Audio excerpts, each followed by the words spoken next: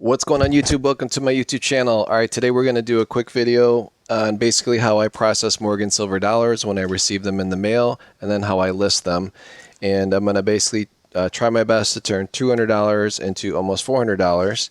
And simply it's a purchase I made online through eBay, and I am also going to relist the coins on eBay.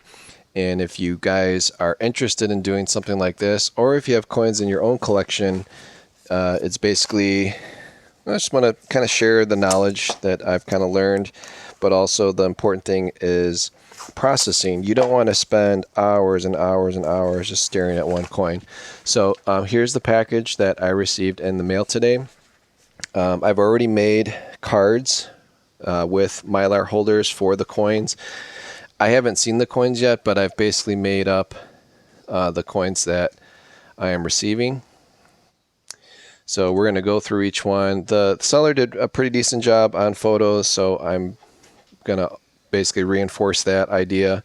And then I'll be taking photos of the coins and placing them on eBay. So everything you're going to see in this video, by the time I post it, you're going to see in my store. You can check out my store, make purchases from me. And if any of these coins in this video is something that you want to purchase or add to your collection, I would really appreciate it. And I'm going to be pricing the coins out based on what I would get offered if I were to purchase them at my local coin shop. So I'm taking the experience from myself, going to a coin shop, sourcing these type of coins, but some scissors here. I did get a decent deal on this package of coins, so I want to share that with you guys, but I'm not going to give away the farm. So first, it is common to receive coins either in a box or in an envelope like this. I'm not a huge fan of the bubble mailer. It really doesn't protect the coin. You should use a hard cardstock envelope like this that's really hard and rigid, doesn't bend easily.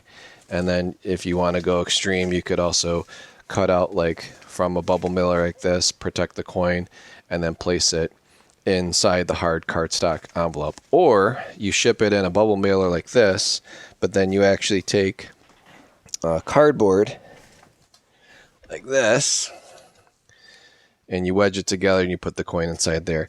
That way, in case like someone's mad at the post office stomping on your envelope, or some heavy box like jams into your envelope, it's not going to damage your coin. So just FYI if you're going to be shipping out coins. So let's see how this seller sent me the coins. All right, well, that's a first. I've never received coins in aluminum foil. Maybe he was afraid of Superman using his x-ray vision, or the post office. Actually, it's aluminum, so technically Superman could use his x-ray vision and see through this foil. It's not like it's lead. And please don't ship your coins in lead. All right, it's interesting. It's definitely a used baggie of some sort.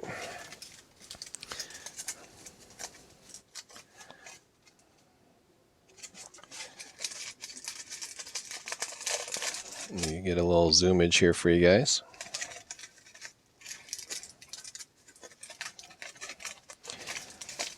All right, so what we're going to be doing is going through each coin. I'm going to take it out of these holders. I know some of you guys that sell at shows, or when you buy them, you don't take them out of these holders. I absolutely do not like these holders. As they get older, the staples rust. This very, very thin piece of plastic is not doing you any favors as far as protecting your coin. And it's also very easy to scrape your coin when removing it out of here. So here we've got all the coins here. I'm going to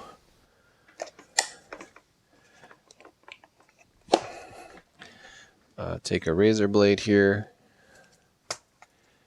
and we're going to cut each one out. And you just pop the coin out like that.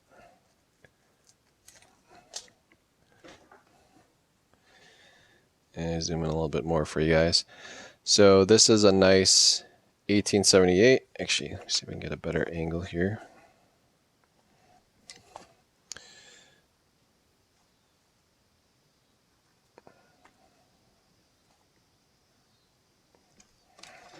Let's see if I got my camera inside the booth a little more so you can get better lighting.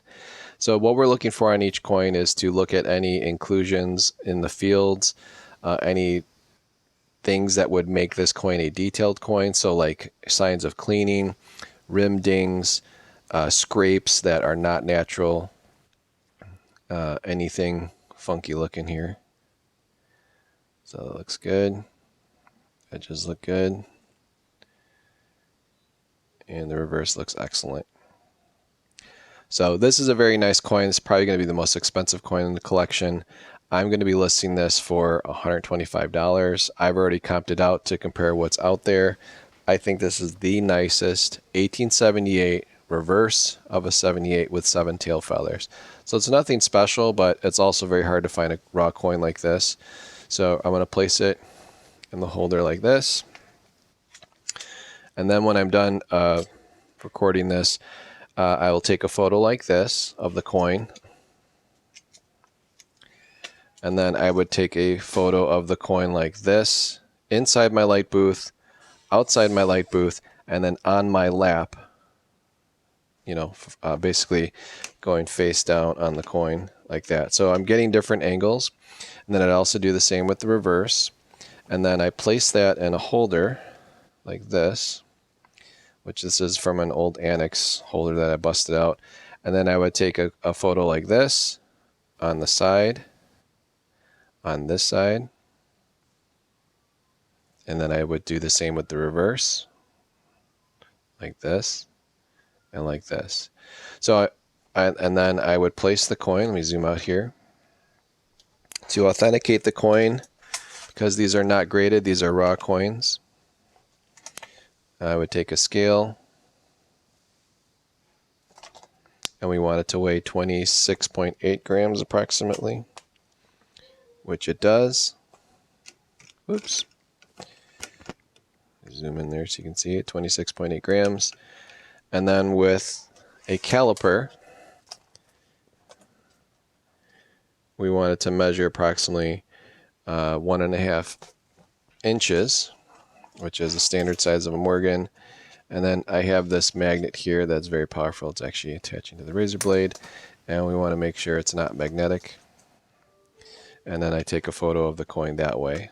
That way it's basically showing someone that I've authenticated it. And then for you guys at home, I can also ping the coin. I don't have the pocket ping or anything like that. Well, that's what it sounds like, which picks up whatever, picks up pretty decently. So that's how I would list the coin, get it processed, get it on eBay right away. I don't sit on any coins. I don't have a death pile of coins. I've got some scraps and stuff that I give away as gifts, but anything that's lucrative, I don't have money just sitting there doing nothing. If you're going to do that, then don't buy and resell coins.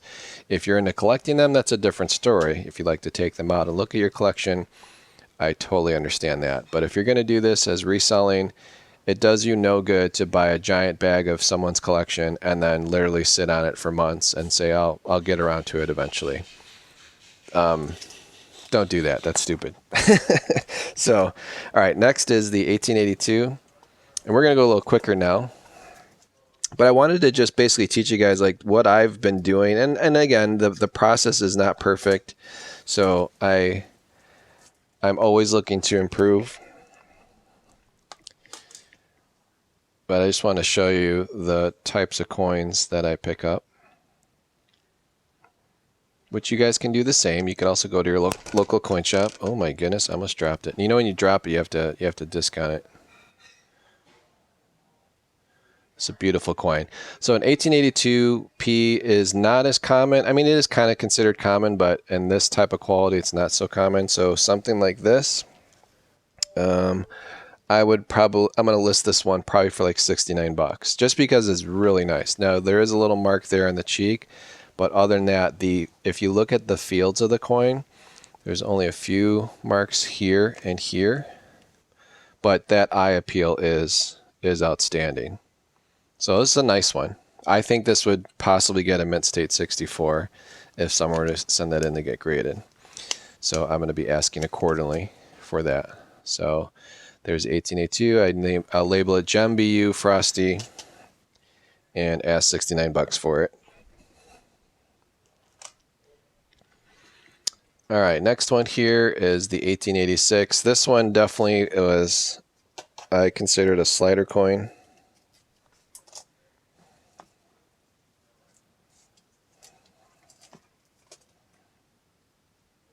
Let's take a peek at this. So this definitely has some wear to it.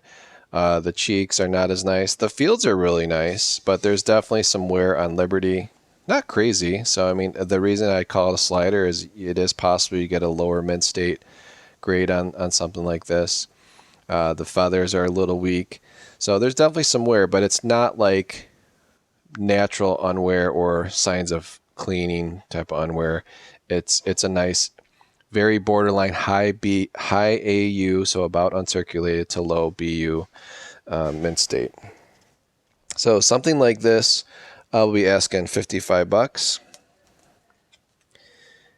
and I think it'll be well worth it. This is the coin, so BU AU slider, and then I put some type of number behind it because in case I run across another 1886 AU BU slider, I want to make sure when I go through my inventory and someone buys it, I'm not sitting there for hours trying to find the actual coin. All right, now I've got the 1889. I'm going to actually do this closer to me. Pop this out here. I hate doing it through the lens of my camera because then it's like a disaster waiting to happen. All right, so here's the 1889. Again, a very nice coin. No rim dings, nothing like that. Liberty looks really nice. Nice cheeks. Feathers are nice. Nothing strong on it. That could also be the strike. But the fields are very clear on the reverse and the obverse. So this again is a nice one. I would say this is a normal, like typical BU coin, easily a mint state 63 type coin. But again, it's a common date, so nothing crazy. And if I were to buy something like this at my coin shop, they would probably offer it to me for 60 bucks. So again, because I got a deal on these coins, I'm going to be selling this one for 60 bucks on eBay. And then last we have the 1890. So let me get that cut open here. Leave the razor blade out of here. And let's take a peek at this one. So this one's a little bit nicer than the 1889. Very, very nice looking Liberty and great looking fields. No, no rim dings, nothing crazy there. And then the reverse, very strong breast feathers. And this one, I would say, is gem. So this would be closer to a borderline mint state 64. I don't think this is a 65 or a 66 coin. If it were, I'd obviously be asking a lot more. But something like this, I think it'd be fair to ask 65 bucks. And if any of you guys have bought raw Morgans from a dealer, that's what they do. They either have them priced already, or they just have the raw coin just laying there in those little square soft felt holders or displays.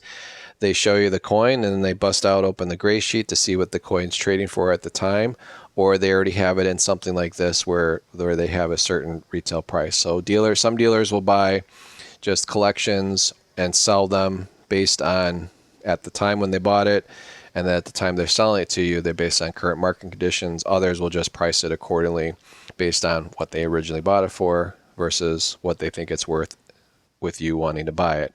So with the current market here, I think this is a nice $65 coin. And again, if you want to buy these coins, I'm going to list each one individually in my description. So this 89 BU, if you need it for your collection, is going to be 60. This 86 slider is going to be 55. This 82 is going to be 69 bucks.